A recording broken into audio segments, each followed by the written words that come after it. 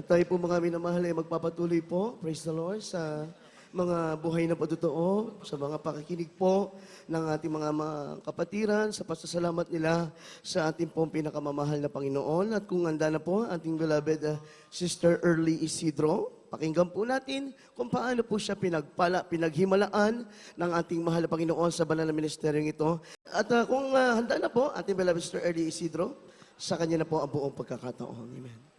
Praise the Lord. Ang pinakamataas na papuri, pagdakil at pagsamba ay sa ating pinakamamahal na Panginoong Hesus po lamang. At bumabati po ako ng dobling galang sa ating beloved Honorable Pastor Wilde L. Esmelda and his beloved children.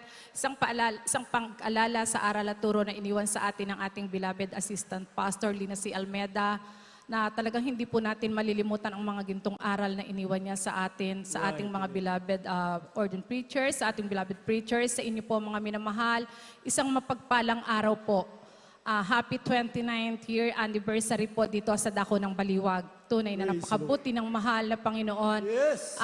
Tunay, nung pong bali nag-uumpisa po ang Baliwag Outreach, iilan lamang po kami talaga sa Dako ng R.E. Chico, sa Dako ng Santa Barbara. And then, nang malipat po dito, tunay, hindi na mabilang ang mga pinagpalang kapatiran. Tunay, napakabuti ng ating pinakamamahal na Panginoong Hesus. Ako'y nagpupurit, nagpapasalamat sa ating pinakamamahal na Panginoong Hesus. Sariwain ko lamang po mga minamahal. Nung bago ako masave sa gawaing ito, napakarami ko pong taglay na karamdaman. Nandyan po yung laging sumasakit ang ulo ko. Hindi po yan nakukuha sa mga medisina, na talagang on and off po ang sakit niyan. Ang mas malala po, nagkaroon ako ng skin allergy na walang panahon na hindi sumusumpong. Buong katawan ko po yan. Halos kung 3 araw po iyan, talagang namamaga ang katawan ko, yung lalamunan ko nagsasara, halos hirap akong huminga. Subalit nang makilala ko ang mahal na Panginoon sa gawaing ito at ako ay mabautismuhan sa tubig sa pangalan ni Jesus, nandyan po instant, pinagaling ng mahal na Panginoon ang karamdaman kong iyan. Purihin ang mahal na Panginoon. Gayun din po mga minamahal, sa patuloy naming paglilingkod, nandyan ang mga pagpapala ng mahal na Panginoon, mga kagalingan, subalit hindi po pala puro rosas. Nandyan dumating sa punto na nagkaroon po ako ng sakit sa aking breast, na sa linya ng medisina, ang findings po nila ay cancer na ito. Halos talagang yung physical kong pangangatawan, halos nalugmok na po iyan dahil sa sobrang hindi na po normal, halos lahat yung nararamdaman ko, halos gabi-gabi talaga nilalagnat ako, nag-violet na po yan, ito po left side na to talagang namamagana yan, hindi po ako nakakagawa ng normal na gawain na pambahay. Nandyan po mga minamahal sa pagkain, sa pagtulog, sa lahat ng bagay na apektuhan po ang physical kong pangangatawan. Na nandyan nga po, pinatingnan namin ito sa Dako ng Manila, lahat po ng nabalitaan namin ng mga cancer specialist, pinatitingnan namin, subalit iisa lang ang findings, na kinakailangan daw po ito ay alisin dahil hindi na maganda ang kondisyon. Subalit, yung pong last na yon, na July 4, natatandaan ko yon na talagang maulan, na lumuwas kami ng beloved husband ko sa Dako ng Manila, na talagang tinignan po iyan, year 2000 po iyan. Nandyan yung, na nandyan ang sabi ng doktor sa akin, as soon as possible, kinakailangan maalis yung breast mo dahil hindi na maganda ang lagay, para noon mabigyan natin ng karampatang gamot. Alam niyo mga minamahal, nandyan po yung diretsahang sinabi sa akin ng doktor na ito ay cancer.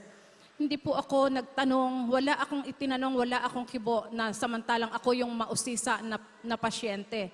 Na talagang sumanda lamang po ako at nandyan tumulo ang luha ko. Ang sabi ko, mahal na Panginoon, panghawakan mo ako. Nandyan po yung time na talagang napakaliit pa ng 2 anak ko, isang 10 years old at isang 4 years old. Na nandyan ang iniisip ko po, kawawa yung mga anak ko, napakabatang mauulila. Dahil alam naman po natin na ganyang sakit, once na ito ay talagang, sabi nga, yung malala na, kahit po ito ay makimo, napakaliit ng tsansa para gumaling. Subalit ako ay nanampalataya sa mahal na Panginoon, na ang sabi ng mga doktor, himala na lang ng Diyos. Inuna ko po ang himala. Hindi ko po iyan pinaopera. Bagkos nagsumikap kami ng aking beloved husband na dumalo sa dako po ng Cuneta Astrodome pa noon. Talagang time po na yan, July, talagang kasaksaan ng baha ang ulan. Hindi po namin alintana iyan. Talagang nilalakad po namin ang bahang iyan. Nandyan po mga minamahal, darating kami ng Amoranto, nandyan yung nanlalamig yung katawan ko sa baha, na nilalagnat ako, na namamaga ang kamay ko. Nandyan po yung talagang nag-aawitan ang mga beloved kapatiran. Ang sabi ko sa mahal na Panginoon, paano ko maitataas ang kamay ko? Paano kita mapupuri? Kung ganito ang kondisyon ko, namamaga ang kamay ko. Alam niyo mga minamahal, hindi ko po namalayan sa dalawang awitin, na papuring awitin sa mahal na Panginoon, nakataas na ang aking kamay. Kaya doon ko po Praise the Lord. Amen. naramdaman, unti-unti pumasok na ang presensya sa akin ng ating pinakamamahal na Panginoon Jesus, at nandyan po ang gradual healing na nakamtan ko hanggang sa mga oras na ito. Totally healed na po ang ibinigay sa akin ng ating Yes. pinakamamahal na Panginoong Jesus, na ang kagustuhan po ng doktor sa linya ng medisina, aalisin, ikikemo, nandyan po, walang gamot ni isa, kahit po vitamins hindi ako uminom. Walang operasyon na ginawa sa akin, bagkus ang mahal na Panginoon ang siyang naghimala sa buhay ko. Right, amen. Talagang totally healed po ang ipinagkaloob sa akin ng ating pinakamamahal na Panginoong Jesus. Nandyan po mga minamahal, hindi po natapos dyan yung mga pagsubok. Nandyan year 2005, nagkaroon naman po ako ng bukol sa matres na kasing laki ng 3 buwang kabuntisan. 2 bukol po ito. Lumaki ang tiyan ko, nahirapan akong lumakad, nahirapan akong tumayo dahil masakit ang nararamdaman ko. Operasyon na naman ang findings sa akin. Nandyan po mga minamahal, ang sabi ko, hindi ako papa-opera. Ang mga beloved, ang mga loved ones ko, nandyan po sila yung nakikipag-usap sa doktor na ang sabi, kung hindi ba ooperahan, ano ang mangyayari, malamang na ako daw po ay duguin. Kaya dapat yung within the week, dapat maoperahan ako dahil malaki na nga daw po yung bukol ko, mas delikado pag ako ay dinugo. Alam niyo mga minamahal, ang sabi ko sa mga loved ones ko, umuwi tayo. Mas matindi yung unang karamdaman na naramdaman ko. Pinagaling ng mahal na Panginoon, gaano pa yung bukol na ito. Alam niyo mga minamahal, Lunes po iyon. Umuwi kami ng aming tahanan. Ang sabi sa akin ng OB na binigyan niya ako ng reseta para once na ako ay duduguin, iinumin ko para daw po hindi ako magkulang para hindi bumaba yung hemoglobin ko. Hindi ko po yan binili. Ang sabi ko sa aking mga loved ones, ang maitutulong niyo sa akin, ang manalangin, manampalataya sa mahal na Panginoon. Pagdating po ng bahay, nag-impake ako ng damit. Ang sabi sa akin nila, saan ka pupunta? Ang hina-hina ng physical mong pangangatawan. Bakit ka aalis? Sabi ko, hindi ako gagaling dito sa bahay. Mas gagaling ako sa tahanan ng mahal na Panginoon. Amen. Alam niyo, mga minamahal, noong time na yon, nag-impake ako. Ang iniisip ko, pupunta ako ng pastoral. Pumunta nga po ako dito sa dako ng Baliwag. Alam niyo, mga minamahal, sa loob ng 5 araw, talaga naglumuhod ako sa mahal na Panginoon. Sa unang panalangin ng mahal na pastor, na nandyan ko, alam ko, didinggi ng mahal na Panginoon ang bawat panalangin natin. Na sabi nga, umiyak ka sa mahal na Panginoon, magsumamo ka na parang bata. Ganyan po yung ginawa ko sa bawat luhod, sa bawat puri. Talagang iniluhod ko sa mahal na Panginoon. Gusto ko minsanan pa makita ng mga loved ones ko, ng mga kapatiran, na maghihimala muli ang Diyos sa akin. Yes. Alam niyo, mga minamahal, sa loob ng 1 linggo, hirap akong tumayo, hirap, masakit ang nararamdaman ko.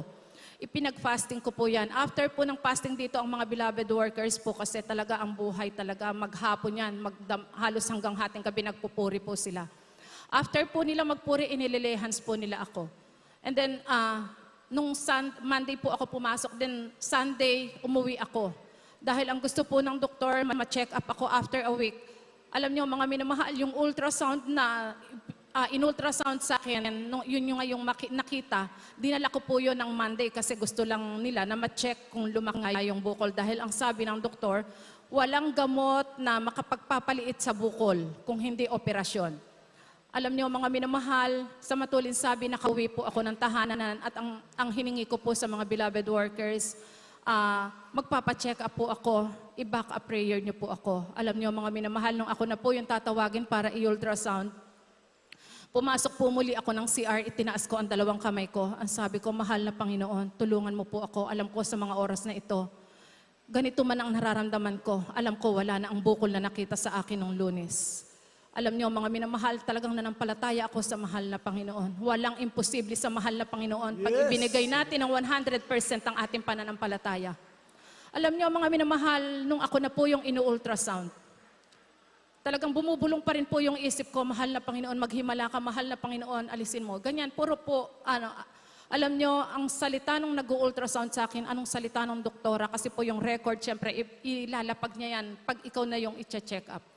Nang tingnan niya po, ang sabi niya sa akin, anong himala? Ba't nawala yung bukol? Ano ang ginawa mo? Doon po ako sumigaw.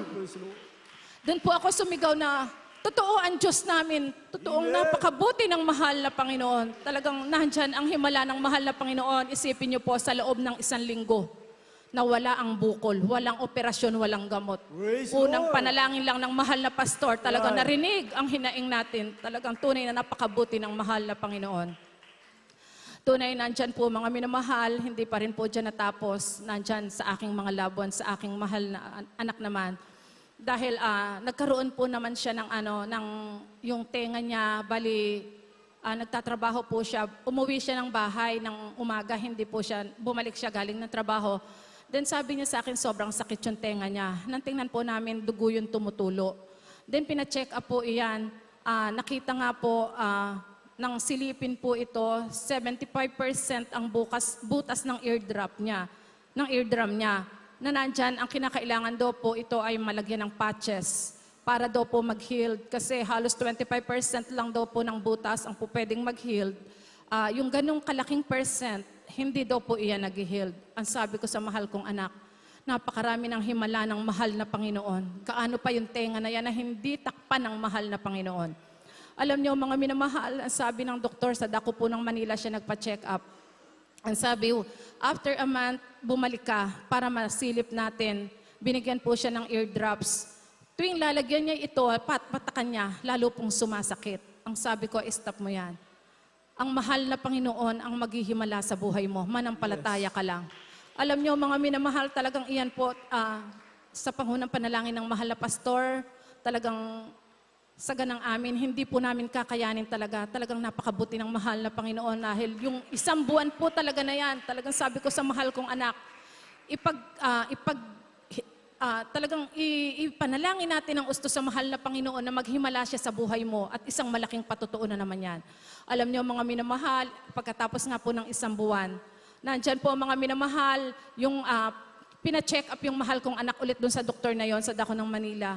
Anong himala ng mahal na Panginoon muli? Nandyan ang kahabagan ng mahal na Panginoon, ang salita ng doktor.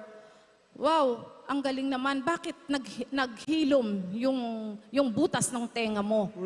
Kaya sabi ko, ang mahal na Panginoon talaga, hindi niya tayo bibigoin. Talagang napakabuti. Totoong buhay ang Diyos sa gawaing ito.